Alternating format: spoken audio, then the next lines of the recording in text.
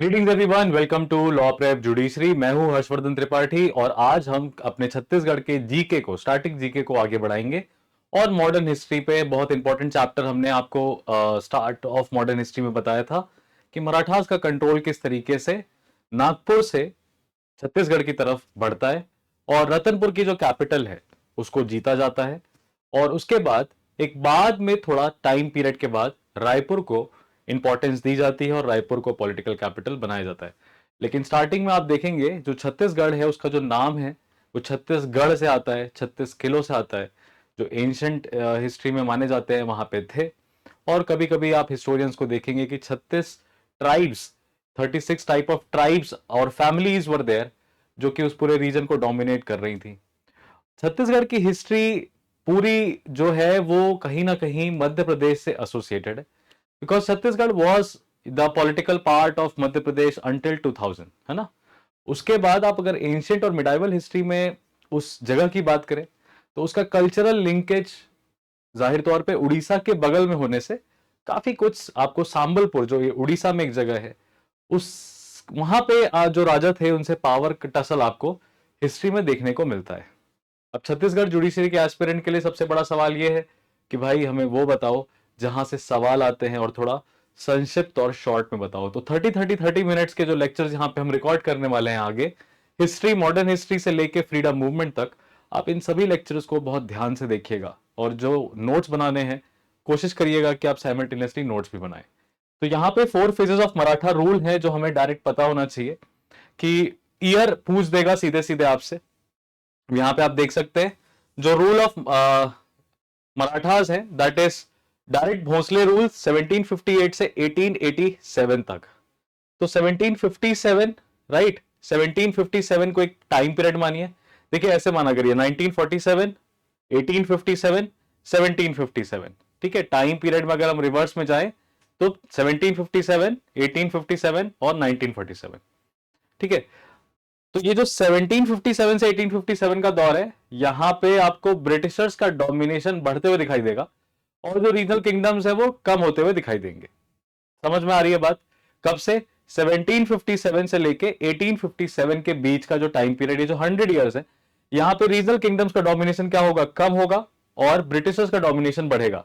बड़ा इजी है इसीलिए रिमेंबर करना आपके लिए कि 1758 से लेके 1887 के टाइम पीरियड के बीच में जाहिर तौर पे मराठास का जो कंट्रोल है वो छत्तीसगढ़ पे बढ़ा है। मैं इतना एम्फोसिस क्यों डाल रहा हूं मराठास पे? क्योंकि मराठास है, ब्रिटिशर्स हैं, मराठास है, ब्रिटिशर्स है, फ्रीडम मूवमेंट है, ये बड़े मेजर एपिसोड्स हैं, ट्रांजिशंस हैं। अब देखिए मराठास का रूल कभी कभी डायरेक्ट रहा है, राइट, कभी उन्होंने सबऑर्डिनेट्स को किया, फिर ब्रिटिशर्स आए, ब्रिटिशर्स ने अपने सबऑर्डिनेट्स नागपुर में बिठाए। तो नागपुर में जो पर्सन बैठा था, जो रेसिडेंट था, ब्रिटिश ऑफिसर नागपुर में मराठास के अंडर, उसने अपना एक एजेंट वहां पे भी भेजा जिस एरिया को मराठास इनडायरेक्टली रूल कर रहे थे। इस तरीके से ब्रिटिशर्स ने वहां पे भी अपना स्ट्रॉन्ग होल्ड बढ़ाया और फिर वो रीजन थोड़े समय के बाद डायरेक्ट मराठा रूल के, ब्रिटिश रूल के अंदर आया।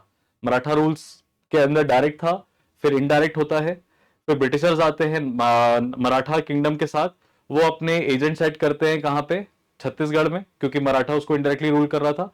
फिर धीरे से सरेंडर हो जाता है वो एरिया ब्रिटिशर्स को। तो ये एरिया, इसीलिए ये टाइम पीरियड है 1758 से 1887 का, डायरेक्ट भोसले रूल है यहाँ पे। उसके बाद सूबा गवर्नमेंट है 1787 से 1818 तक, Maratha rule under British protection 1818 से 1830 एंड भोसले रूल अगेन 1830 से 1854। तो ये जो गैप है डायरेक्ट भोसले रूल और भोसले रूल अगेन 1830, यहां पे आप देखेंगे अलग अलग टाइम पीरियड पे सिचुएशंस, हिस्ट्री अलग अलग हुई है, राइट। लेकिन इनको इन ईयर्स को याद कर लेना है, सिंपल। 1758 से 1758 से 1887 तक ये जो रूल रहा है यहां पे डायरेक्टली भोसले रूल करते रहे हैं। लेकिन 1787 में, यानी यहां से 30 साल के लगभग बाद, सूबा तरह की सरकार आने लगी थी, एक सूबेदार अपॉइंट होने लगा था। कब तक? 1818 तक। फिर मराठा रूल ब्रिटिश प्रोटेक्शन के अंदर आया 1818 से 1830 और बाद में भोसले रूल 1830 से 1854 तक वहां पे स्टैब्लिश हुआ और 1854 से 1887 के बीच में आप डिक्लाइन देखेंगे। तो डायरेक्ट भोसले रूल की जब हम बात करते हैं तो रघुजी वन जो नाम है वो याद रखना है आपको। The Raghuji one, after establishing his direct rule in Chhattisgarh, prince Bimbaji Bhosle was appointed as the leader of the region. Right, prince Bimbaji Bhosle. Bimbaji Bhosle was sent under the ruler of Nagpur, but he took advantage of the situations and maintained a direct rule. तो इसका मतलब ये है कि जो Raghuji one है वो कहां पे बैठे हैं, नागपुर में बैठे हैं, और उन्होंने बिंबाजी भोसले जी को जिम्मेदारी दी उस रीजन की, और उस समय ये प्रिंस थे, उन्होंने मौके का फायदा उठाया और उस जगह पे अपना जो है डायरेक्ट रूल करना स्टार्ट कर दिया. उन्होंने किसी भी तरह का, बिंबाजी भोसले ने नागपुर अपना रेवेन्यू नहीं भेजा, और ना ही उन्होंने जुडिशियल सिस्टम्स का कोई इंटीग्रेशन रखा. आप एक अलग सिस्टम बना रहे थे, उनकी अलग कोर्ट थी, उनकी अपनी अलग मिनिस्ट्री थी, उनकी अलग आर्मी थी रतनपुर में. और बिंबाजी भोसले के इस डायरेक्ट कंट्रोल की वजह से नागपुर और रतनपुर में एक पावर कॉन्फ्लिक्ट का बीज जो है यहां बो दिया गया था, और एक सेपरेट टेरिटरी की तरह रतनपुर बढ़ने लगा. लेकिन हिस्टोरियंस ने यह मेंशन किया है बिंबाजी भोसले के द्वारा के लिए दैट उनके पास मिलिट्री कैपेबिलिटी या स्किल सेट नहीं था, इसीलिए उन्होंने कभी रतनपुर को एक्सपैंड करने की कोशिश नहीं करी, ना ही वो किसी क्रिएटिव वर्क में थे. तो बिंबाजी भोसले को एक रतनपुर जगह मिली, लेकिन उन्होंने उसको एक्सपैंड करने की कोशिश नहीं करी. अब बिंबाजी भोसले का मेजर कंट्रीब्यूशन क्या है, वहां से हमें डायरेक्ट क्वेश्चंस पूछे जाते हैं, और बहुत सारे उनके कंट्रीब्यूशंस हैं. जैसे उन्होंने रायपुर और रतनपुर को इंटीग्रेट कर दिया, और फिर दोनों मिलकर छत्तीसगढ़ की तरह जाने लगने लगे. उन्होंने नई जमींदारी स्टार्ट करी खुज्जी और राजनांदगांव में. उन्होंने एक रेगुलर कोर्ट जो है रतनपुर में स्टैब्लिश करा, एक अलग जुडिशियल सिस्टम स्टैब्लिश करा, और अपने आप को नागपुर से अलग किया. Started the work of preparing the revenue related documents, कई नए टैक्स लगाए. उन्होंने गोल्डन लीव्स, सोने की पत्तियां देने का विजयदशमी पे एक प्रथा चालू करी थी. उन्होंने मराठी लैंग्वेज, मोदी स्क्रिप्ट और उर्दू लैंग्वेज इंट्रोड्यूस करी. Ram Tekri temple for Lord Ram जो रतनपुर में है, राम टेकरी टेम्पल, वो भी इन्होंने कंस्ट्रक्ट करवाया. उन्होंने दूधाधारी टेम्पल ऑफ रायपुर, ठीक है, राम टेकरी टेम्पल की फोटोग्राफ ये है और दूधाधारी टेम्पल की फोटोग्राफ ये है, इन्होंने स्टैब्लिश करे थे, बनाए थे, कंस्ट्रक्ट करवाए थे. राइट, तो दूधाधारी टेम्पल को रीबिल्ड कराया और राम टेकरी टेम्पल कंस्ट्रक्ट कराया. उन्होंने एक नया एडमिनिस्ट्रेटिव स्ट्रक्चर दिया रतनपुर को. 1787 में जब वो पास कर गए, जब वो पास अवे हुए, तो लोग बहुत दुखी थे. उस टाइम पे कोलब्रुक एक यूरोपियन ट्रैवलर था हु विजिटेड छत्तीसगढ़. उसने अपने ट्रैवल डिस्क्रिप्शन में बिंबा जी की मौत की कहानी लिखी है कि जहां पे पूरा छत्तीसगढ़ जो है वो मायूस था, बिकॉज छत्तीसगढ़ यानी रतनपुर से बिंबा जी भोसले वहां के लोगों के बारे में सोचते थे. पहला historian of Chhattisgarh Babu Rewaram Kayasth 1850 to 1930 ने लिखा था, तवारीख ए हैवंशी किंग्स एंड शिवदत्त शास्त्री के इतिहास समुच्चय में इन्होंने बिंबाजी भोसले के रूल को क्या किया है, अप्रिशिएट किया है. लेकिन बिंबाजी भोसले ने कभी भी एक्सपैंड करने की कोशिश नहीं करी. He never wanted to expand the kingdom. अब देखिए, अब इसमें एमसीक्यू एरियाज क्या है वो मैं आपको बता देता हूं. कहां से क्वेश्चंस आपको पूछेंगे, आपको अपनी कॉपी में क्या लिखना है. तो मेजर कॉन्ट्रीब्यूशंस में आपको सबसे पहले नई जमींदारी के नाम खुज्जी और राजनांदगांव. अब ये क्या है, ये इनटू द डेप्थ हो गया, ये इनटू द डेप्थ हो गया. ये मे भी आपसे ना पूछे, तो खुज्जी और राजनांदगांव को याद रहे तो ठीक है. किसने स्टैब्लिश करी थी रतनपुर पे कोर्ट, ये आपसे पूछेगा, तो ये फैक्ट अपनी कॉपी में लिखिए, Bimbaji Bhosle regular court establish करी थी. राम टेकरी टेम्पल किसने कंस्ट्रक्ट करवाया है लॉर्ड राम के लिए, कहां है, रतनपुर में ही होगा, बिकॉज रतनपुर ही बिंबाजी भोसले जी का जो है वो गढ़ था, बिंबाजी भोसले. ठीक है, तो ये एरिया, ये टाइम पीरियड आपको इंपॉर्टेंट है. फिर नया एडमिनिस्ट्रेटिव स्ट्रक्चर दिया. कौन यूरोपियन ट्रैवलर आया है, कोलब्रुक, ये आपसे पूछेगा. हिस्टोरियन की किताब जैसे बाबू रेवरन कायस्थ की जो किताब है तवेरिक ए हेवंशी किंग्स, और शिवदत्त शास्त्री की जो किताब है इतिहास समुच्चय, ये जो बुक्स हैं ये इंपॉर्टेंट हो गई आपके लिए. लेकिन क्या ये याद रखना है, नहीं, मुझे नहीं लगता ये आपको याद रखना है. फर्स्ट हिस्टोरियन ऑफ छत्तीसगढ़ बाबू रेवरन कायस्थ, ये नाम याद रख सकते हैं, ये बहुत इंपॉर्टेंट हो सकता है. राइट, लेकिन ये भी क्या है, डेप्थ हो जाएगी किसी भी टॉपिक की. ठीक है, बाबू रेवरन कायस्थ आपको याद, पढ़ लेंगे तो मे भी याद रहे. अब ये जो दूधाधारी टेम्पल है रायपुर का, और ये रतनपुर का राम टेकरी टेम्पल है, ये इसके आर्किटेक्चरल फीचर्स आपसे नहीं पूछेंगे. ठीक है, तो बिंबाजी भोसले जी को एक्सपेंशन का कोई इंटरेस्ट नहीं था, लेकिन शासन काफी अच्छा करते थे, ये आपको यहां से पता चलेगा. ठीक है, अब सूबा गवर्नमेंट के ऊपर आते हैं. 1787 से 1811 में सूबा गवर्नमेंट में क्या हुआ.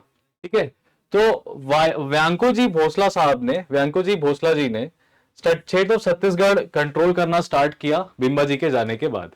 तो बिंबा जी के बाद कौन आए, व्यांको जी भोसले. उन्होंने बोला कि हम रीजन डायरेक्टली, वैंको जी भोसले अब वहां रतनपुर नहीं रहना चाहते थे, तो उन्होंने बोला यार नागपुर से ही मैं क्या करूंगा, कंट्रोल करूंगा।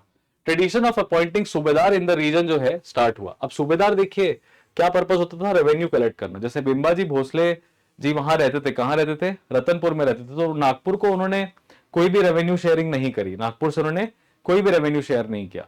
व्यांको जी भोसले ने कहा कि मैं डायरेक्टली रूल नहीं करूंगा, मैं नागपुर से ही करूंगा और एक सूबेदार अपॉइंट करूंगा। तो सूबेदार का बेसिकली काम क्या था, रतनपुर और रायपुर के इलाकों से टैक्स कलेक्ट करना, रेवेन्यू कलेक्ट करना और नागपुर में भिजवाना। तो व्यांको जी Bhosale, right, in his 24 long tenure he had visited the region only thrice. He is known as the founder of suba rule in Chhattisgarh. इसको अपनी कॉपी में लिखिए, सूबा गवर्नमेंट व्यांको जी भोसले जी ने स्टैब्लिश करी थी। He passed away in 1811 Banaras. तो अब देखिए Banaras was also important for this Chhattisgarh region उस टाइम पे। Mahipat Rao Dinkar was the first subedar of Chhattisgarh. ये डायरेक्ट एमसीक्यू और बहुत इजी एमसीक्यू हो सकता है, महिपत राव दिनकर, ठीक है, ये नाम याद रखना है। उसके बाद अप्पा साहेब, 1811 से 1818 में अप्पा साहेब आए। रघुजी द्वितीय की मौत होने के बाद 1816 में पावर स्ट्रगल हुआ, दो पार्टीज इमर्ज हुई। अब यहां पे देखने वाली बात है, एक थी party Bankabai and Dharmaji, right, and who wanted to hand over the kingdom to Prasonji Bhonsla who was the son of Raghuji द्वितीय, ठीक है। और रघु जी का जो सन प्रसून जी है उसको new ruler of the state बना दिया गया, अप्पा साहेब, जो कि प्रसून जी के अंकल थे, प्रसून जी के अंकल थे, रघु जी के भाई थे के Appa Saheb was appointed as the regent of the administration. तो चाचा और भतीजे के बीच में एक तरीके से कॉन्फ्लिक्ट स्टार्ट होता है। प्रसून जी भोसला बेटे थे रघु जी टू के और अप्पा साहेब उनके भाई थे, राइट। एक अनफॉर्चुनेट मोमेंट आया नागपुर के स्टेट में, Appa Saheb was very ambitious and selfish, तो उन्होंने इंटीग्रिटी ऑफ द स्टेट को कॉम्प्रोमाइज कर दिया और ट्रीटी ऑफ सब्सिडरी अलायंस कर लिया। किसके साथ, लॉर्ड हेस्टिंग्स के साथ। लॉर्ड विलियम हेस्टिंग्स, आपको पता है ट्रीटी ऑफ सब्सिडरी अलायंस में क्या है, दैट आपकी टेरिटरी को आपकी टेरिटरी को प्रोटेक्ट करेगी ब्रिटिश की फोर्स, उसके लिए ब्रिटिश की सेना आपके किले के अंदर रहेगी। एंड अलोंग विद दैट ये भी ध्यान रखा जाएगा, क्या ध्यान रखा जाएगा कि एक रेसिडेंट परमानेंटली रहेगा। आपके जो फॉरेन कम्युनिकेशंस हैं, फॉरेन रिलेशंस हैं, उस पे हम कहीं ना कहीं नजर रखेंगे और एक बार ब्रिटिश रेसिडेंट से कंसल्ट करना जरूरी रहेगा। तो ये एक बहुत बड़ा अलायंस का फॉर्मेट था लॉर्ड वॉरेन हेस्टिंग्स का। He was very very clever. William Hastings बोला था क्या मैंने पहले, लॉर्ड वॉरेन हेस्टिंग्स, राइट। तो लॉर्ड वॉरेन हेस्टिंग्स ने treaty of subsidiary alliance introduce करी और उसको साइन किसने करा, अप्पा साहेब ने करा, ठीक है। देन आफ्टर दैट देखिए, अब देखिए पावर पॉलिटिक्स ब्रिटिश इंटरफेरेंस से कैसे होती है। लॉर्ड हेस्टिंग्स ने जाहिर तौर पे अप्पा साहेब को सपोर्ट करने की बात करी और 27 मई 1816 को एक सब्सिडी ट्रीटी साइन होती है। क्या ये डेट आपसे पूछेंगे, देखिए ये डेट तो नहीं पर ये ईयर जरूर पूछ सकते हैं। अप्पा साहेब ने 1816 में ट्रीटी सब्सिडरी अलायंस साइन करा और अब British control over the region कैसे बढ़ने लगा। 7 लाख रुपए दिए थे हर साल ब्रिटिशर्स को, ये अग्री हुआ था कि अप्पा साहेब जो है 7 लाख रुपए सालाना देंगे और ब्रिटिश आर्मी नागपुर में रहेगी। 10 फरवरी 1817 को the second Bhosale ruler mysteriously died. It was suspected that Appa Saheb had poisoned Prasunji Bhosale. Now this is the dark phase in the history of the Nagpur kingdom, Marathas in the Nagpur, right. This is a dark history कि यहाँ पे जो भोसले जी है, प्रसून जी भोसले हैं, he died mysteriously and it was stated that Appa Bhosle is somewhere involved in it। और अप्पा भोसले ने 1816 में William Hastings की treaty subsidiary alliance already sign कर दिया था।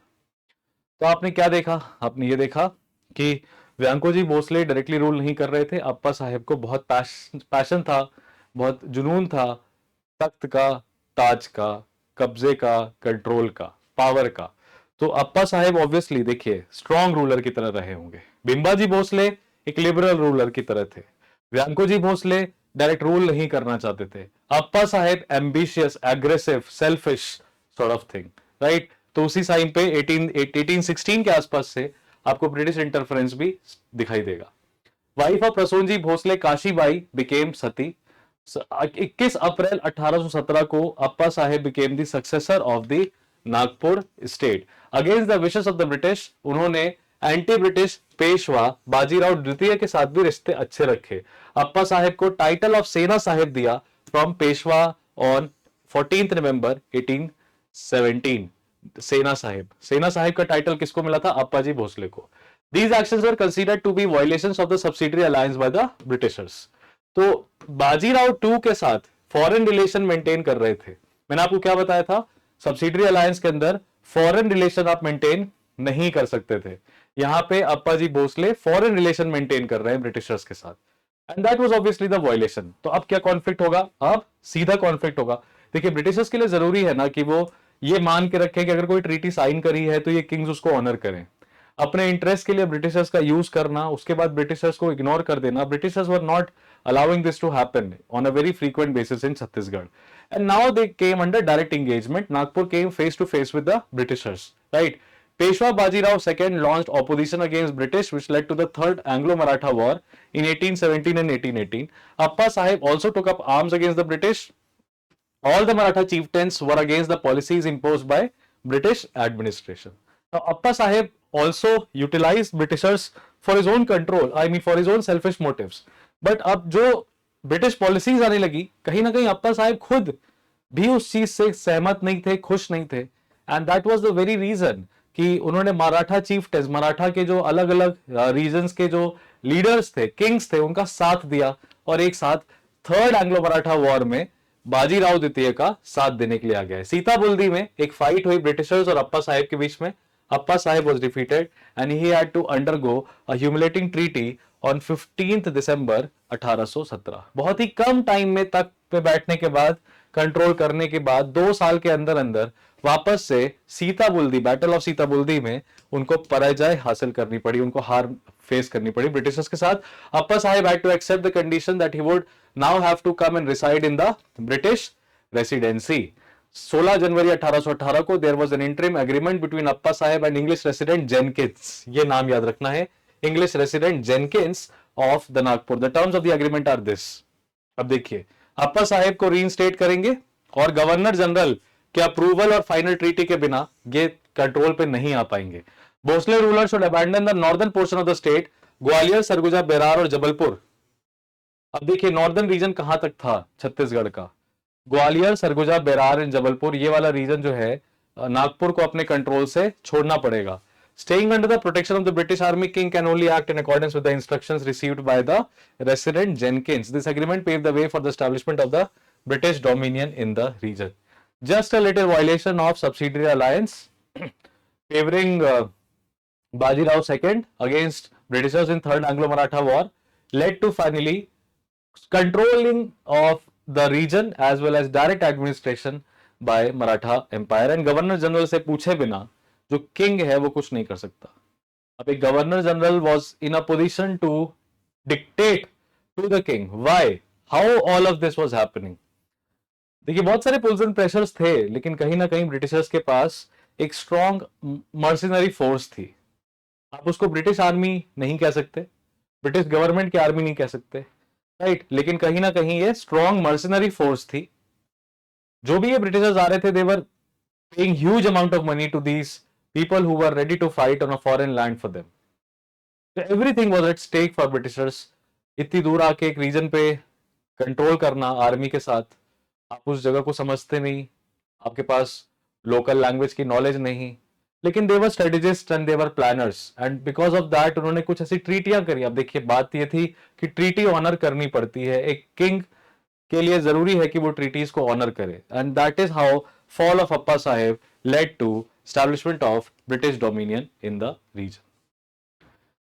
अब ब्रिटिश प्रोटेक्शन 1818 से स्टार्ट हुआ। 26 जून 1818 से अप्पा साहेब इस चीज से बिल्कुल भी खुश नहीं थे। उन्होंने जो ट्राइबल लीडर्स हैं, ट्राइबल किंग्स हैं, गोंड किंग्स उस जगह पे, उनको कंट्रोल में लेना स्टार्ट किया, because Gond Kings were also not under direct control of Ratanpur और रायपुर और नागपुर, राइट।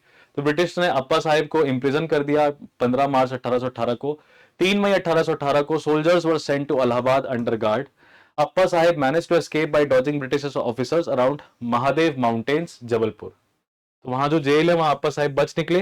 कुछ समय के बाद वो लाहौर पहुंच गए वाया असीरगढ़, और उन्होंने 1840 में at the age of 44 he died. So Appa Sahib never surrendered वो लाहौर चले गए और उन्होंने यहाँ पे छत्तीसगढ़ का जो पूरा राजपाट है उस पे अपनी जान बचाते हुए वो वहां से निकले।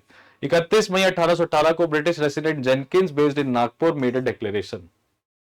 अब इस डिक्लेरेशन में क्या है, अप्पा साहेब को फ्यूजिटिव बोला गया, 2 लाख का कैश रिवॉर्ड दिया गया और जागीरदारी worth ₹10,000 was announced for anyone who had caught him alive or the dead or for giving information about him. Raghujit Tritiya, youngest grandson of Raghujit II, right, was made the new ruler of the state. Administration of the state was supposed to be kept under the control and protection of the British until Raghujit III had attained adulthood. अब Raghujit III जो है, जो third Raghuji है, right, he is young person, बच्चे हैं अभी, और इस टाइम पे ब्रिटिशर्स ने बोला कि डायरेक्टली हम रूल करेंगे। 26 जून 1818 को रघुजी तृतीय was made the successor of the state except for the territory located north of the Narmada river. तो नॉर्थ के जो रीजन्स है, नर्मदा के नॉर्थ में जो रीजन्स है वो सरेंडर करवा लिए थे, राइट। तो ब्रिटिशर्स की ये पूरी स्ट्रेटेजी आपको यहाँ पे दिखाई दे रही है, that how they are trying to maintain that particular thing, है ना। उसके बाद British took over the ruler of Nagpur state under the guise of youthfulness of Raghujit III, the ruler of Nagpur. Right? The British superintendent Edmund was appointed as the administrator of Chhattisgarh. तो आपने अभी resident देखा था, जो रुके थे वो Jenkins थे। अब जो डायरेक्ट एडमिनिस्ट्रेशन की इंफॉर्मेशन और लोकल एडमिनिस्ट्रेशन करने के लिए एडमंड को चुना गया। For the convenience of the administration entire area was divided into 5 subas, Nagpur, Bhandara, Chanda, Chhindwara, and a British superintendent was placed at the headquarters of each province. ठीक है, तो जो 5 सूबे में तोड़ा गया था रीजन को, वहां पे ब्रिटिश सुपरिंटेंडेंट रखे गए। Jenkins lived in the region of Nagpur for a very long time. He was the architect of the new arrangement made by the British government. 12 अप्रैल 1827 को Wilder was made the British resident in place of Jenkins. तो Jenkin के बाद कौन आए? Wilder आए, और Edmund जो है वो छत्तीसगढ़ के एडमिनिस्ट्रेटर या ब्रिटिश सुपरिंटेंडेंट की तरह चूज किए गए। अब ब्रिटिश सुपरिंटेंडेंट ऑफ छत्तीसगढ़ 1818 से लेकर 1830 के बीच में ब्रिटिश सुपरिंटेंडेंट जो हैं वो कौन कौन रह चुके हैं, right? Captain Edmund, captain Agnew, right, and after this captain Hunter, Sandys and Wilkinson and Crawford, right. These are some of the names that you need to remember in sequence. ठीक है, तो अब हम क्या करेंगे, एक एक करके पढ़ेंगे। कैप्टन एडमंड के बारे में पढ़ लेते हैं। Captain Edmund was the first British superintendent. जमींदार of Dongargarh protested against the British policies during his tenure. ये आपसे कोई नहीं पूछेगा, don't write it. First superintendent Captain Edmund. उसके बाद Agnew, तो E के बाद Agnew. He made some of the following changes. He made Raipur the capital of Chhattisgarh in place of Ratanpur in 1818. Very very important. तो रतनपुर से Raipur capital हुई 1818 में। 18 भी कैपिटल, 18 भी कैपिटल, 1818 में। ठीक है, दोनों इंपॉर्टेंट, देखिए सेम टू सेम। तो रतनपुर से रायपुर, और नया पर्सन, नई कैपिटल एग्न्यू, न्यू कैपिटल। ठीक है, याद रखेंगे, बड़ा सिंपल है ये नेमोनिक, तो याद रखना। 1818 Agnew, okay, 1818 Agnew and Ratanpur to Raipur. Pargana system को उन्होंने क्या किया, उन्होंने रीऑर्गेनाइज किया 1819 से 1820 में। he reorganized them into 8 parganas instead of 27. Raipur was the largest pargana, Raj Rao was the smallest. He has written a lot of official accounts and a book on Chhattisgarh. It is by far the most authoritative text on the history of Chhattisgarh during such a time. So Agnew has written a lot of this reorganization of parganas, right? 27 को 8 परगना में बदल देना, और ये सब काम किया है इन लोगों ने इस टाइम पे। ठीक है, नेक्स्ट आते हैं कैप्टन हंटर 1825 में। He was superintendent for a very short tenure. Sandys आए, he was the military officer की तरह नागपुर में काम कर रहे थे। First time English was made the language of the communication in the state under Sandys. 13 दिसंबर 1826 को रघुजी तृतीय के साथ जब ट्रीटी कंक्लूड करी, तो व्हेन ही बिकेम एडल्ट, तो उस समय सैंडिस थे। The Tahuddari system was started in Chhattisgarh during the tenure of Sandys. Tahuddar was responsible for collecting the land revenue from the farmers.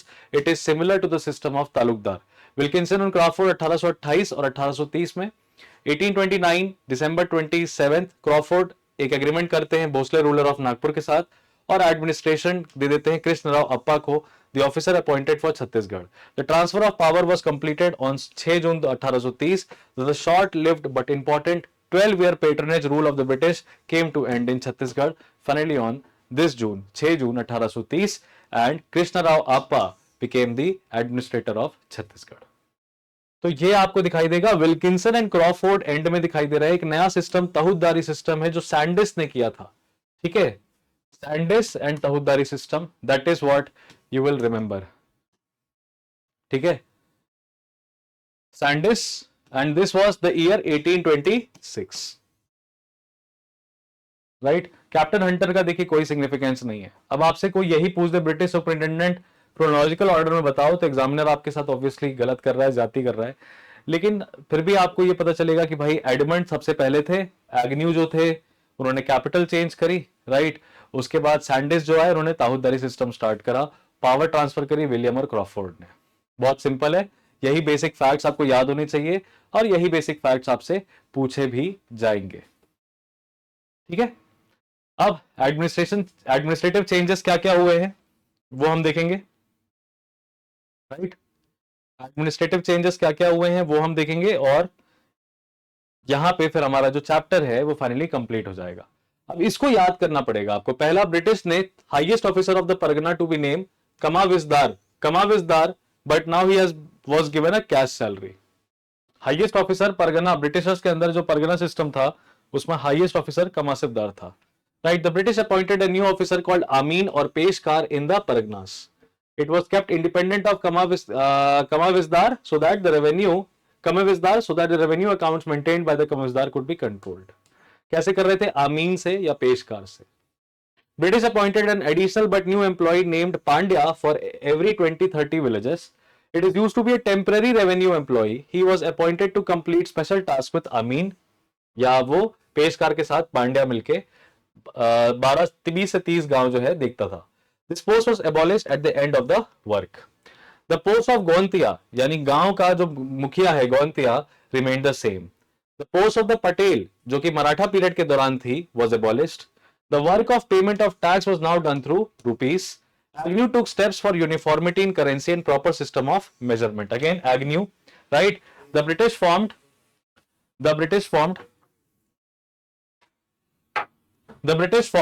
a territorial army of Chhattisgarh. Captain Maxon was the first commander of the territorial army of Chhattisgarh. Captain Maxon. So it's very interesting and sometimes very difficult also. So what I am going to do for you, I am going to make quick notes out of this so that you remember and it is easy for you to note down, right? अपनी copy में क्या लिखना है वो चीजें आप note down करेंगे अब, और बहुत मजा आने वाला है आपको हिस्ट्री में आगे, काफी इंटरेस्टिंग तरीके से बहुत शॉर्ट टाइम में जो क्वेश्चन पॉइंट ऑफ व्यू है वो हम यहाँ पे कवर करने वाले हैं, ठीक है। तो पहला पॉइंट लिखिए, Maratha rule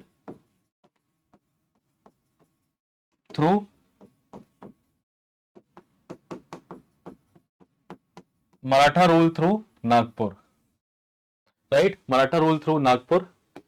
After this, Ratanpur. After this, Ratanpur to Raipur.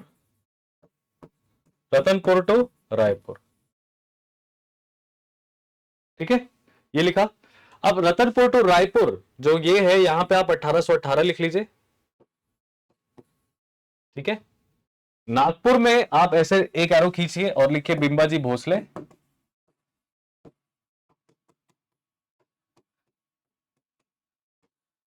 Bimbaji Bhosle founder. फिर बिंबाजी भोसले के बाद आप नाम लिखिए Vyankoji Bhosle.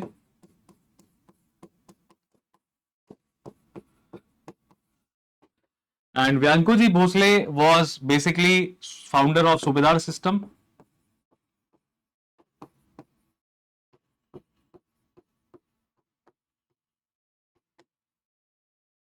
Founder of Subedari system. और फिर यहां पे लिखे Appaji Bhosle.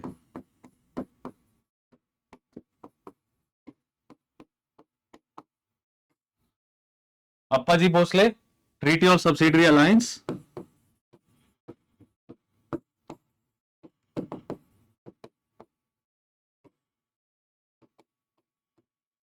Treaty of subsidiary alliance और बैटल ऑफ सीताबुल्दी।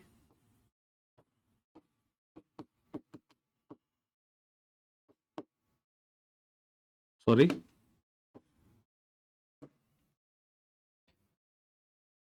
जो नोट्स हैं ये बहुत हेल्प करेंगे आपको क्विक रिवीजन में, ठीक है। Battle of सीताबुल्दी,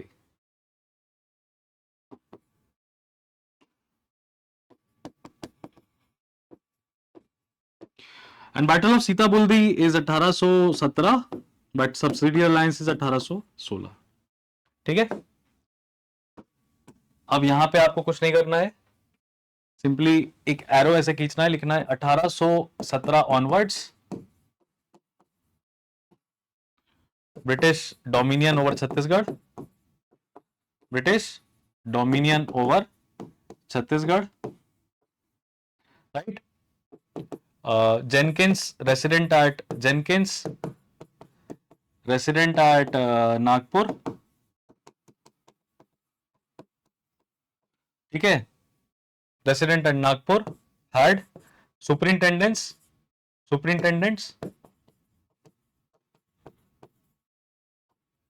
eight Chhattisgarh, superintendents at Chhattisgarh, right.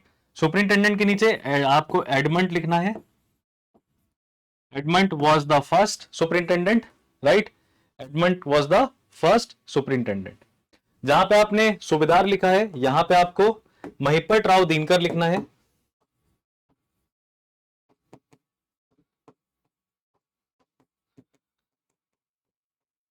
यहां पे आपको महिपत राव दिनकर लिखना है। अब देखिए, व्यांकोजी भोसले और बिंबाजी भोसले और अप्पा जी पे जो छोटे छोटे अकाउंट्स है कि उन्होंने कौन से मंदिर बनवाए, क्या किया, वो सब आप लिख सकते हैं, राइट। तो क्या जो एडमंड है was the first person superintendent to be appointed there, and Edmund के बाद you know it, right. Edmund के बाद who came, it came at the second was Agnew,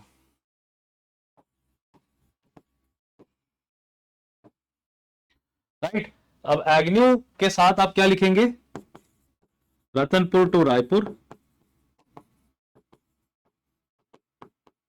and Tahuddari system.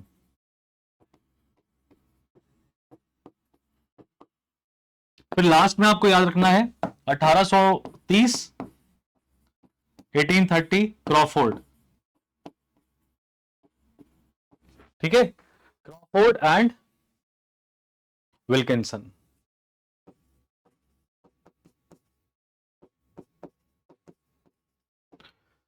और एग्न्यू के साथ एक चीज और एसोसिएटेड होती है, दैट परगना सिस्टम, ठीक है। एक चीज मैंने यहां ताउददारी लिखा है, सॉरी माय बैड, ये परगना सिस्टम होगा,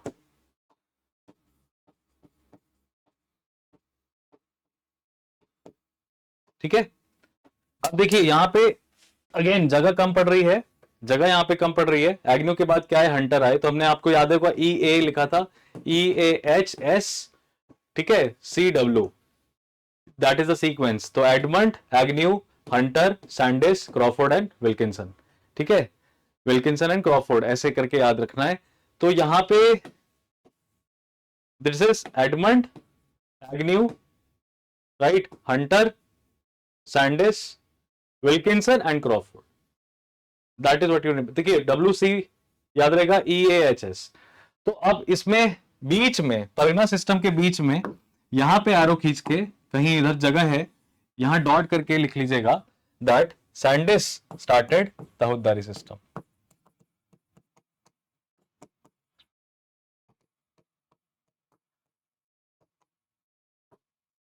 Sandis started Tahuddari system.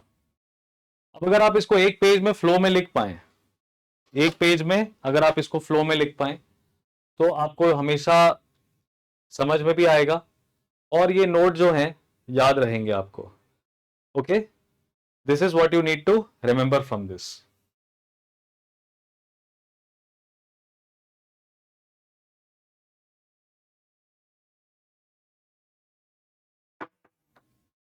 So in the next class will start with these very facts only. एक क्विक रिकैप देंगे आपको और फिर आगे वाले फेज में, next phase of the modern history पे चलेंगे। जुड़े रहिएगा इस सेशन में। जो फैक्ट्स बताएं यही एमसीक्यू एरियाज हैं, इससे ज्यादा एमसीक्यू एरियाज जहां से भी पूछे जाएंगे। आपके एक लास्ट में एक एमसीक्यू की सीरीज होगी आपके एग्जाम के पहले, जहां पे आपको अराउंड कुछ नहीं तो 150 से 200 एमसीक्यूज करवाए जाएंगे और वो लाइव होगी। वो पूरा सेशन हमारा लाइव होगा, तो जो भी एक्स्ट्रा क्वेश्चंस है वो आप वहां से प्रिपेयर कर सकते हैं। बहुत बहुत धन्यवाद आपका। मिलेंगे आपसे अगले एपिसोड में।